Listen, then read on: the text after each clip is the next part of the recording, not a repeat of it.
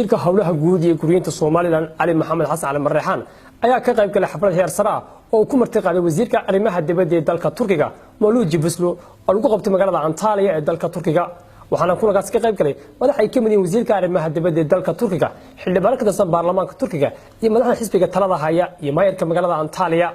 ugu horeyn wasiirka arrimaha dibadda ee dalka Turkiga Mawlud waxa uu mahadnaqay wasiirka howlaha guud ee guriyinta Soomaaliland iyo wafdiga uu hogaaminayo sida ay ugu aqbaleen martiqaadka ay u fudiyeen wasiirka howlaha guud ee guriyinta Soomaaliland Ali Maxamed Xasan Cali Marreexaan wasiirka arrimaha dibadda Turkiga oo ka hadlay soo dhaweynta wasiirkuna waxa uu yiri lerimiz var. Biraz önce hitap ettim. Somaliland Yatırım ve Ulaştırma Bakanı kardeşim Ali Hasan Muhammed ve sizlere hitap eden çok kıymetli kardeşim